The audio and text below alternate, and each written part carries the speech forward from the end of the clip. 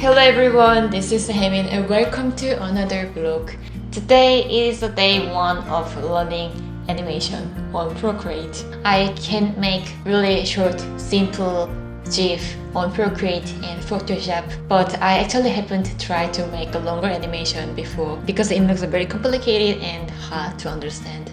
So in this vlog, I'm going to share how I'm learning making animation on Procreate. I'm only using Procreate for creating graphic art or text, so that's why I chose Procreate. So let's start. I'm thinking of making isometric room illustration. So it won't be my room, it won't be my actual room, but it will be my dream room. So I'm going to draw a lot of plants and art prints desk with my favorite colors, and also there will be very big windows because I like seeing the sky. I actually don't know what I'm drawing now, but I'm going to sketch my ideas, a bunch of ideas for initial sketch.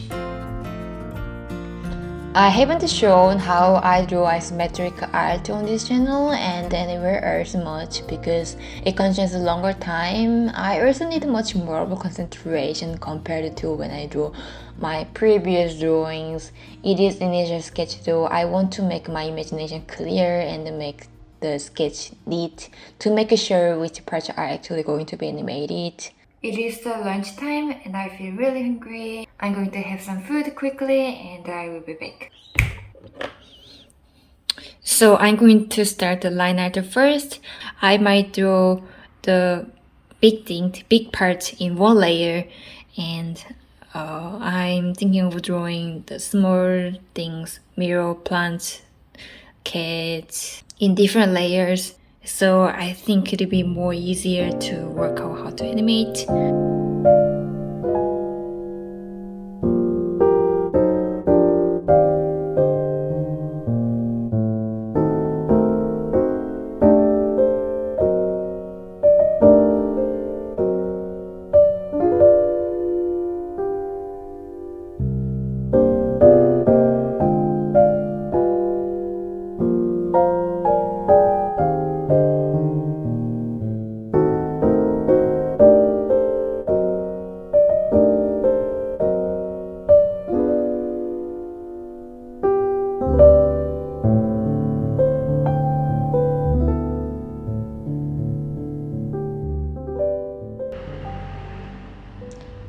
I had a little research to see how other artists draw isometric illustration from Pinterest, and I liked their magical room, I liked their magical witch-themed drawings, but I don't want to copy other people's ideas, so please don't copy my art. So I decided to create my version of this cozy and very relaxing studying room. I really wish to have a little corner to set up a couch, have a cup of tea, and enjoy the sunshine. If anyone wonder what my techniques are for this illustration, I still haven't bought any fancy brushes, which means I'm still using only 3 basic brushes that were installed when I purchased the Procreate: ink brush, pastel, 6B pencils, that's all. At the start, I think I said I was going to draw the section that I'm not going to animate in one layer, but I actually meant to draw in different layers but put them in a group together, so I could draw and erase lines easily if it was necessary, as well as I was able to move the object without stress. Sometimes I turned off the eyes of the under layers to draw a small object. Because of too many lines, I found out it was hard to see if I was drawing right direction. Okay, so I finished the line art and it took almost a little more than 3 hours. It took longer than I expected, so I'm thinking we'll save it as a draft and continue tomorrow because I still haven't finished the editing last vlogging video. So see you soon.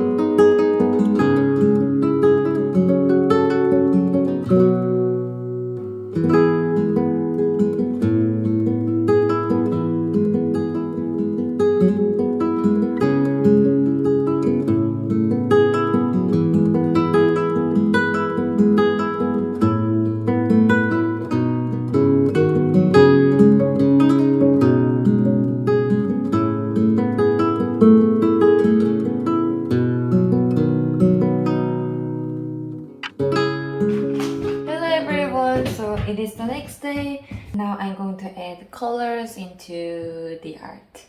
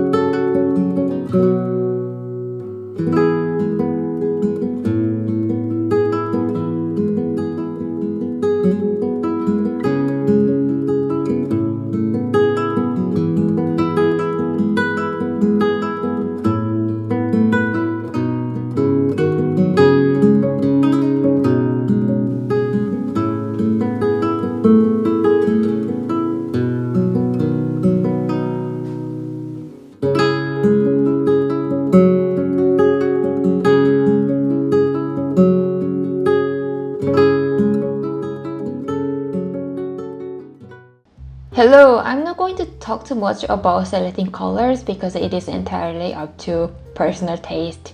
But if you are unsure what colors you want to add when there are so many tiny objects in your picture, I choose a color palette and keep it in my head first. Lots of things may be happening in the picture, but I try to make like one object so that it doesn't look busy but calm. After finishing adding colors, I was not sure where to start first to animate, to be honest. You know, it is the first time to make animation. Obviously, it is also my first fancy iPad Pro, so I wanted to make mainly plants alive and also make a cat's tail naturally swing. Later, my partner suggested making the cushion face and I really liked the idea. So initially, I thought I should make lots of frames for smooth movements. So I duplicated the group that contained the entire layers. Then I added new layers to draw the second movement. At this point, I wasn't sure how big the angle should change. So after finishing line art for the third frame, I just played the animation to see how it looked like. Then I realized I actually didn't need to make many frames because I didn't attempt to make really big and many movements for this illustration. I set up this animation as a loop animation and 7 frames per second. Indeed, it turned out very natural and smoother than I expected.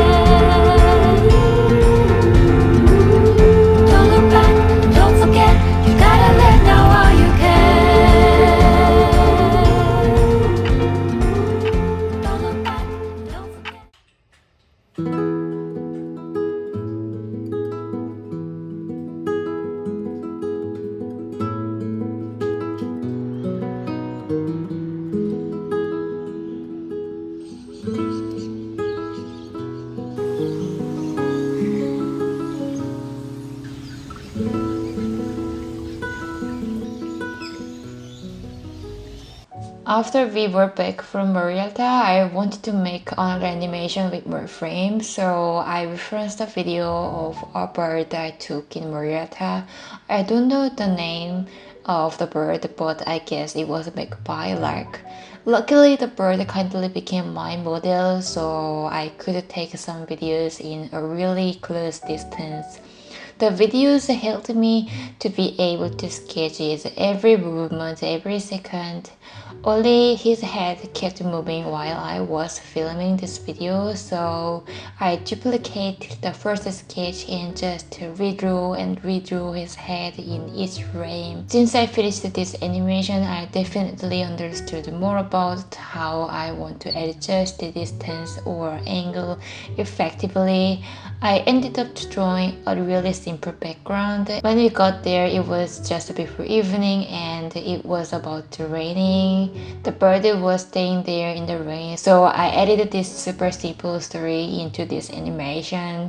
This is the final result of 4-hour work. Thank you so much for watching how I learned animation at home. I hope this helped.